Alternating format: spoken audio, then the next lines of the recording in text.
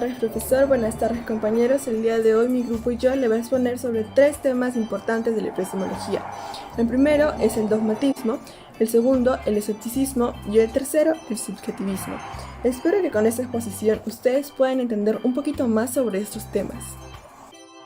Hola a todos, soy Brenda y el día de hoy voy a hablarles un poco acerca del dogmatismo.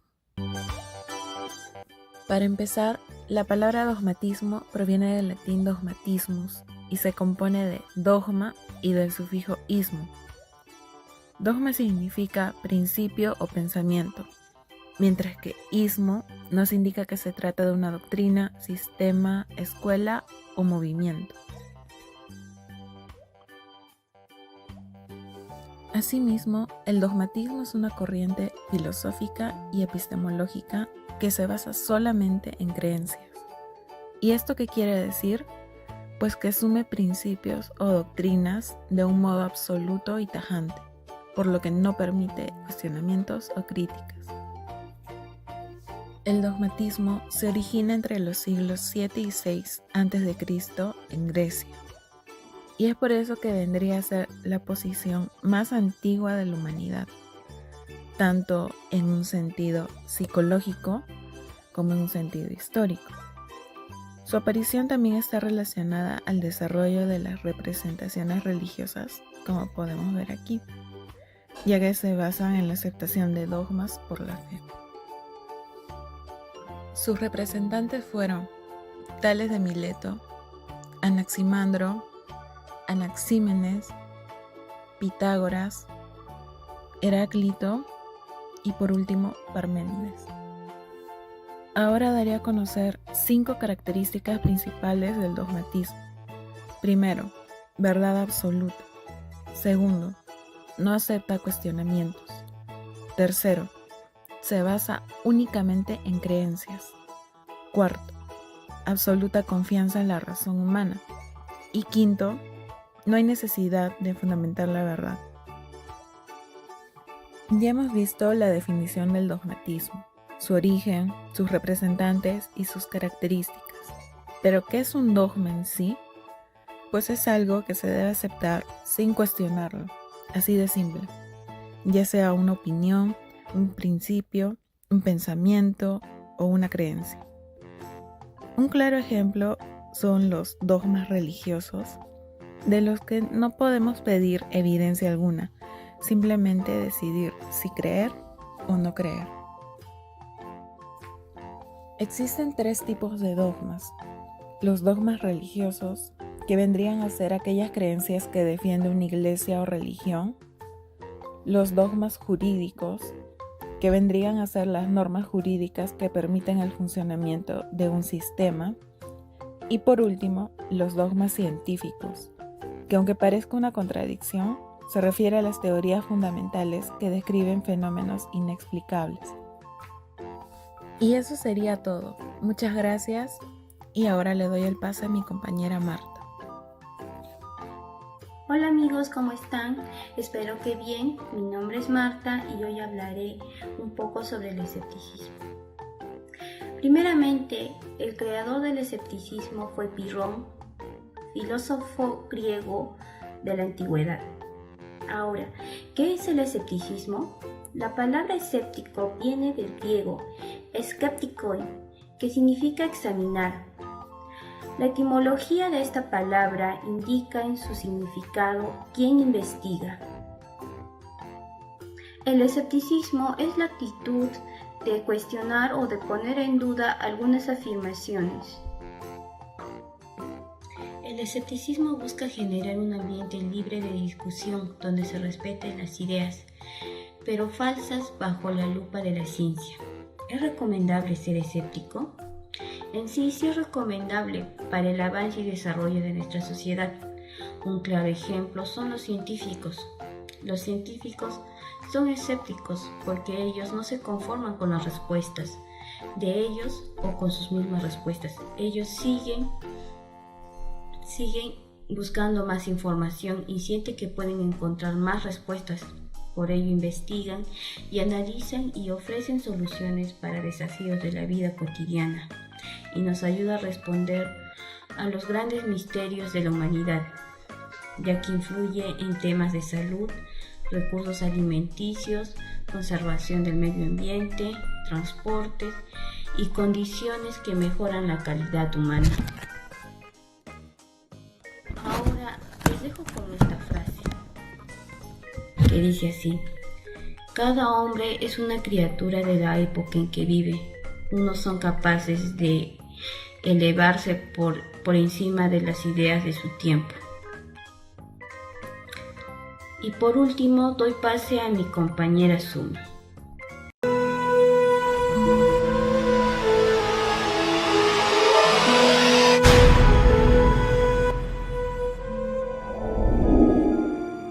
Esta palabra deriva del latín subiestivus, que quiere decir depende de algo más.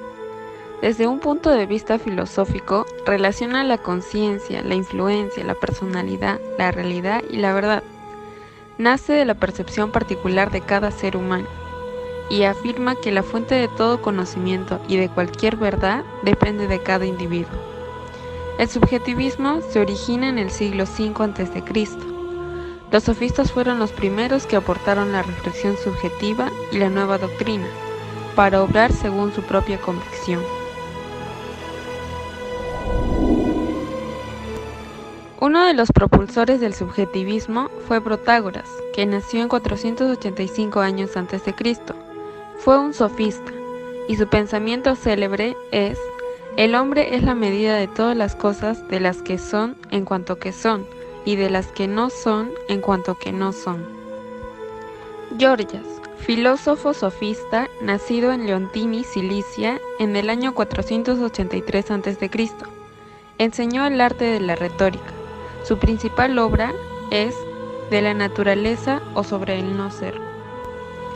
Friedrich Nietzsche nació en Alemania en el año 1844 y murió en Weimar en 1900. Fue profesor de filosofía clásica y expresa que la verdad consiste en estar siempre en el error. El conocimiento subjetivo se relaciona con las expectativas, percepciones y el entendimiento cultural y de creencias que se generan o influyen en una persona, como los sentimientos o las sensaciones. Ahora veamos algunas características del subjetivismo. En primer lugar, libertad de conocimiento. Cada individuo tiene la libertad de admitir y adquirir conocimientos que considere útiles para su beneficio. Otra característica es individualidad del sujeto, porque el pensamiento, percepción y comportamiento del individuo forma su manera de ser. La siguiente es que limita la validez de la verdad, porque cada persona acepta un hecho de acuerdo a sus convicciones. Y por otra parte, juzga según el entendimiento del sujeto, porque cada uno tiene un juicio propio. Pongamos el caso de un docente que ingresa al aula y ve que los alumnos están conversando y en desorden. La posición de los alumnos es poder hablar mientras que los maestros no están, y la del docente, bajo su concepto, considera que los alumnos deben estar sentados correctamente y esperando su llegada. Otro caso es que una persona cuide sus plantas como ella considere mejor. Aquí el subjetivismo se relaciona con la posición que ha tomado esta persona como su verdad.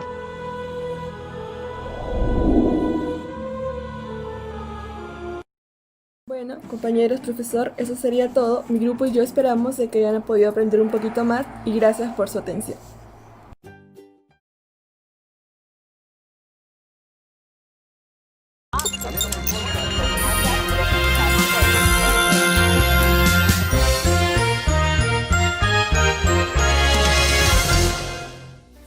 Hoy hablaremos sobre el relativismo.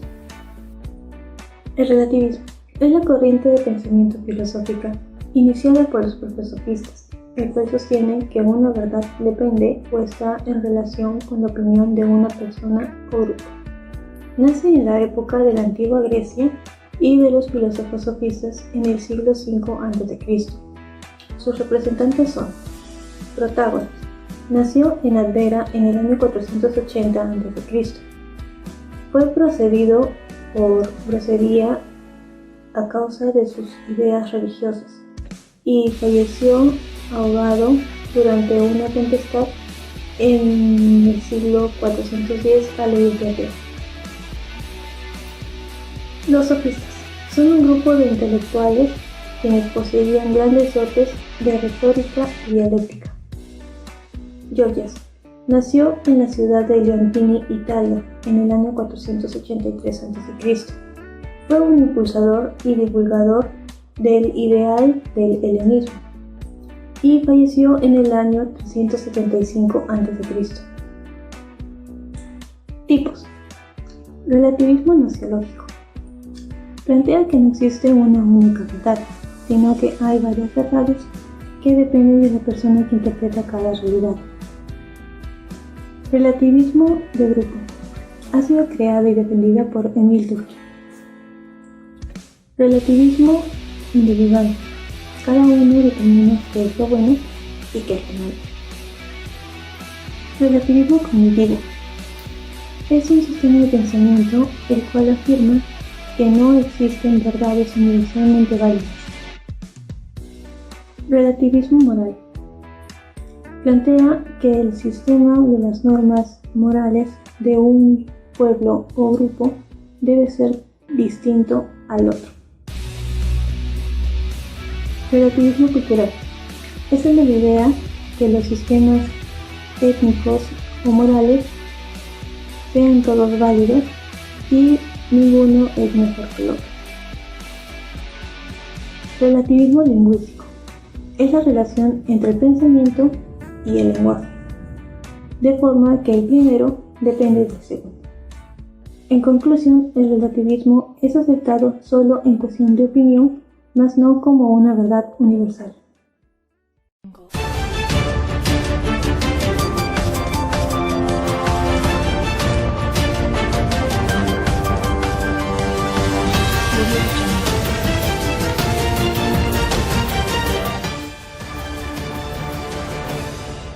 ¿Qué tal, compañeros? ¿Cómo están? Hoy hablaremos sobre una corriente filosófica que es el pragmatismo. Hablaremos un poco de su historia, de cómo se utiliza, ¿no? Y qué. Bueno, esta corriente filosófica nació en los fines del siglo XIX y a principios del siglo XX por unos filósofos, Charles Spring y William James, que buscaban las consecuencias prácticas del pensamiento y pone el criterio de la verdad en su eficacia para el valor de la vida. A raíz de esto se dio varios acontecimientos de varios filósofos, entre otros, ¿no? ¿De dónde viene la palabra pragma? Pragma viene de una raíz griega que significa acción, la práctica, la actividad. Para introducir un poco esto, estos filósofos hicieron un artículo donde titulaba cómo establecer nuestras ideas. Ya que introducimos un poco en el contexto de dónde surgió esta palabra, ¿no? Un poco de su historia, podemos decir que el pragmatismo es la verdad que aquello que tiene efectivamente un valor práctico. ¿Qué quiere decir eso? O sea, que una verdad útil, funcional, la que podamos desarrollar en nuestra vida cotidiana, ¿no? También desarrollar en la economía, en la política, en la religión, entre otros ámbitos, literal en todos los ámbitos, ¿no? Esta corriente filosófica es muy importante, ¿no? Para desarrollar varias actividades, ya sea en el trabajo, para hacer negocios. Un ejemplo le podría dar de cómo una persona es pragmática. Una persona, digamos, que quiere hacer una transacción, un negocio con una persona con la que no se lleva bien, que no le agrada, ¿no? En absoluto. Y él preferiría no verla, ni tratar con ella, claramente. Pero para la utilidad, para el beneficio del negocio, tiene que hacerlo. es la prioridad. Así que busca las maneras de llegar a él. Sabemos el lenguaje, ¿no?, que debemos utilizar con él respetuosamente. Él está siendo pragmático para la utilidad, para llegar al final del negocio, para tratar. Y con esto podemos concluir con qué es el pragmatismo. Muchas gracias, esto sería todo.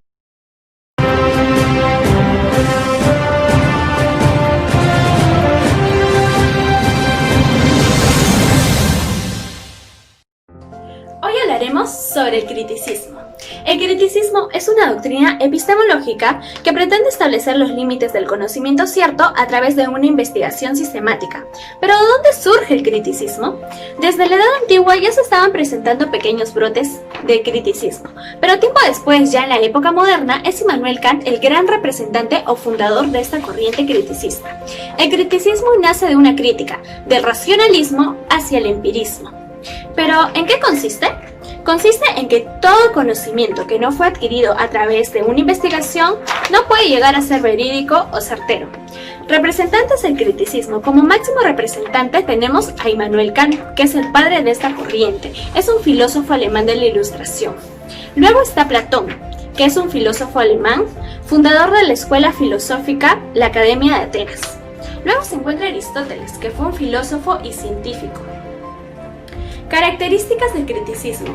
Entre sus características más importantes está la valoración del conocimiento investigativo sobre todas las cosas y que busca el conocimiento impoluto. ¿Pero qué es impoluto? Impoluto es algo limpio o sin ninguna mancha. Tipos de criticismo. Tenemos 3 tipos de criticismo. El criticismo influenciable. Este evoca en la única necesidad de hallar o resolver la evidencia de las leyes universales. El criticismo de juicios analíticos sintéticos. Se compone por los juicios analíticos que se le dan al conocimiento que fue producto de una investigación previa. Y por otro lado, la parte sintética es todo aquello que se afirma en la noción del sujeto sin tener ninguna experiencia ni la investigación necesaria para que este conocimiento pueda llegar a ser certero. Y las formas a priori. Este tipo de conocimiento no minimiza a las experiencias vividas del ser humano. Sin embargo, es muy importante que se pueda aplicar el intelecto para que aquel aprendizaje pueda llegar a ser un conocimiento concreto. Con Kant se dio inicio a una objetividad del pensamiento, gracias a su criticismo que indujo al hombre a trascender su mundo, pasando de la simple observación del conocimiento. A partir de su crítica, abrió la reivindicación del mundo. Entonces, Kant fue un profeta de la ciencia, presentando al hombre una nueva posibilidad de enfrentarse al conocimiento sin dogmatismos y aprovechando las posibilidades que el mundo hoy le ofrece.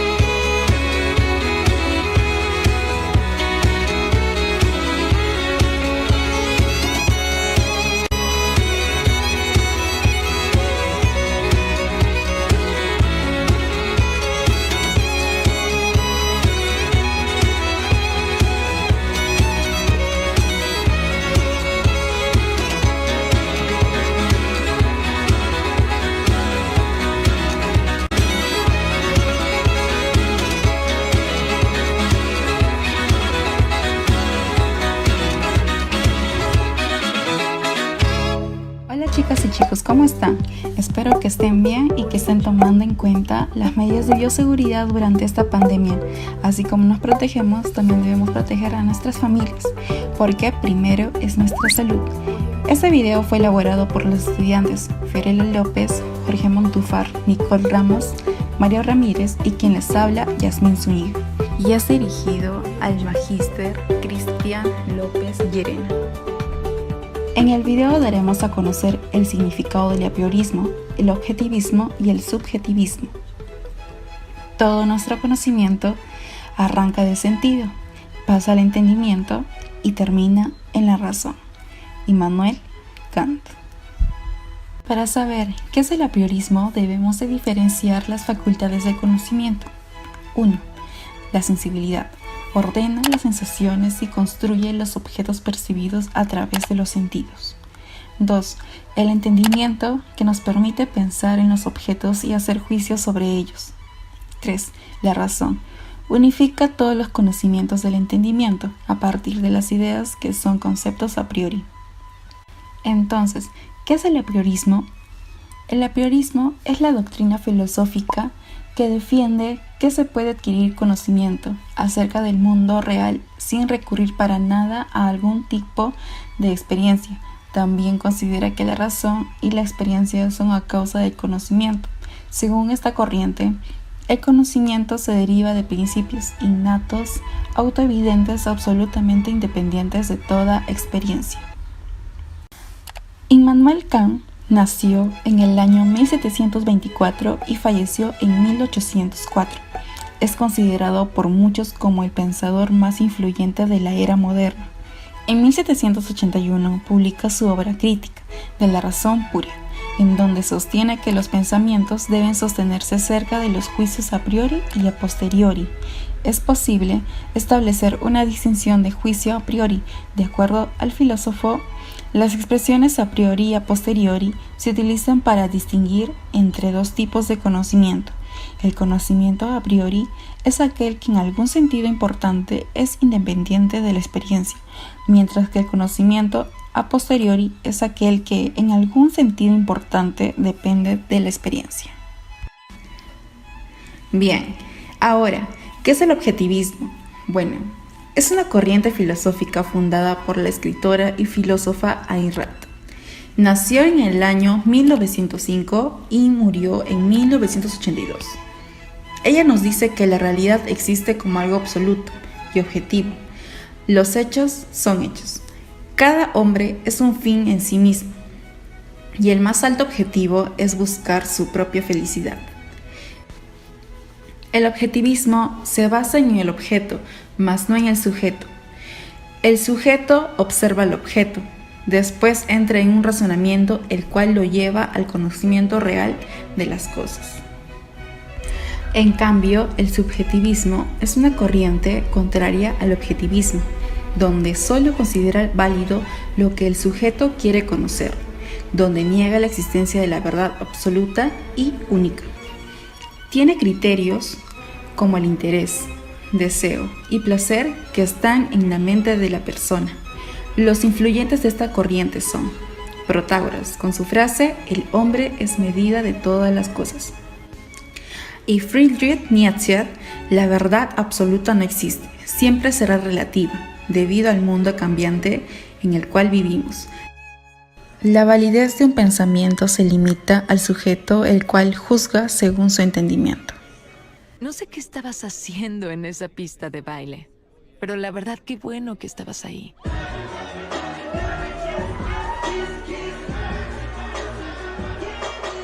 ¡Esta canción está excelente! ¡Seguro! ¡Chris Brown no hace nada malo!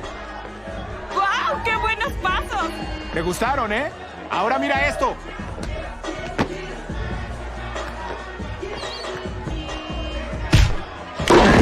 ¡Ay, perdón! ¿Estás bien? Ay, por favor, perdóname. No, estoy bien, estoy bien. En serio, cuánto lo siento. No te vi, fue un accidente. ¿Te lastimé? Sí, me duele la cabeza. Acompáñame, te voy a poner hielo.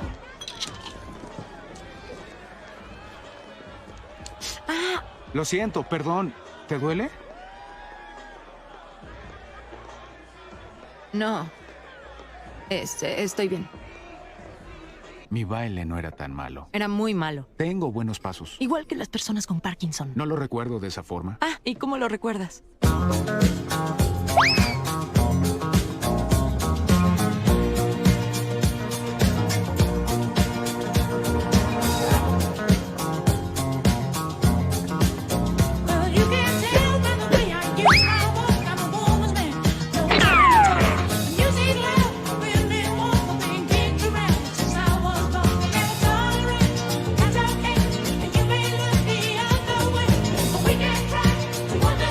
Ya, tú ganas. Lo que tú digas.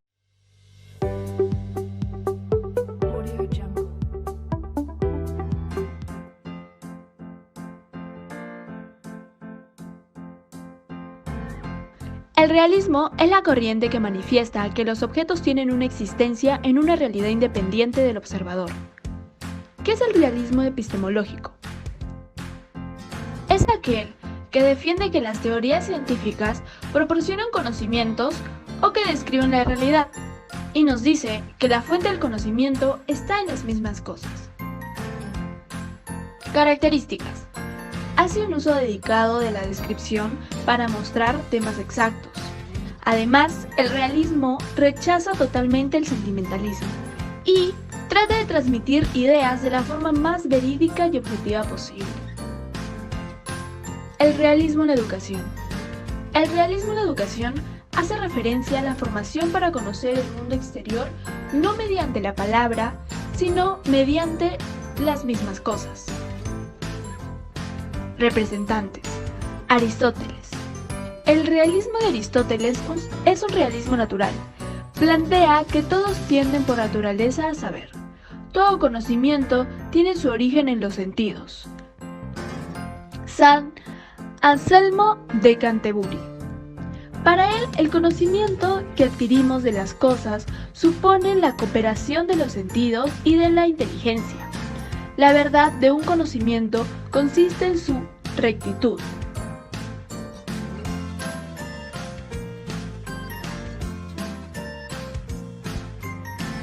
Pedro Abelardo planteó que el verdadero conocimiento de las cosas es el que proporcionan los sentidos y la imaginación.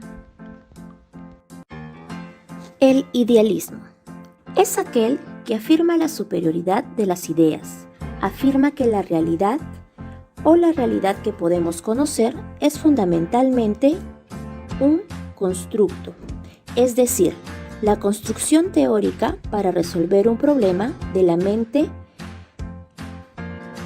El idealismo epistemológico sostiene que no existe cosas reales con ciencia.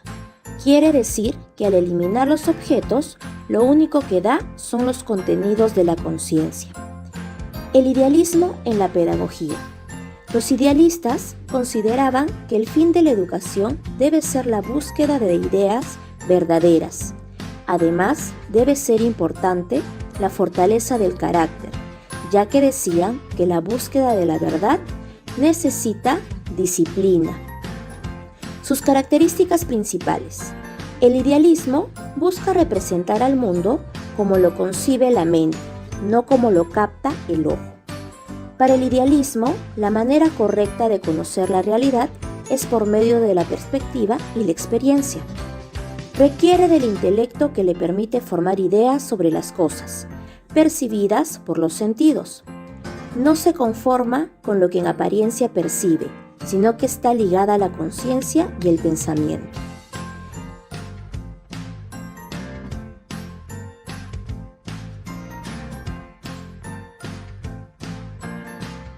En sus máximos representantes tenemos a Platón, que fue el primero en usar el término idea para referirse a la forma de realidad inmutable.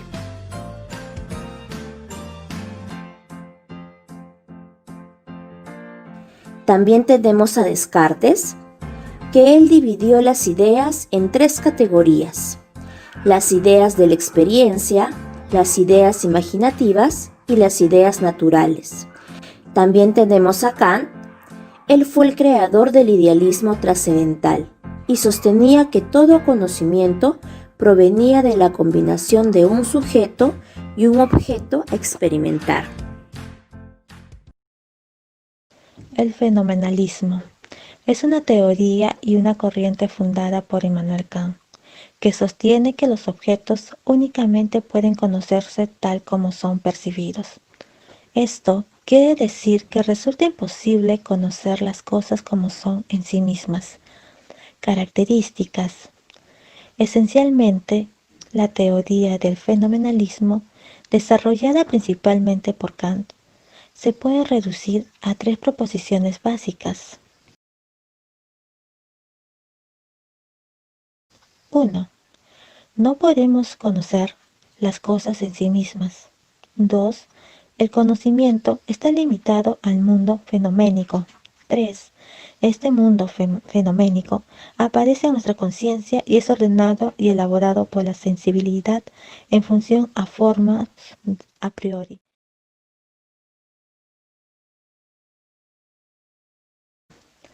Según Berkeley, el fenomenalismo extremo conduce al idealismo subjetivo.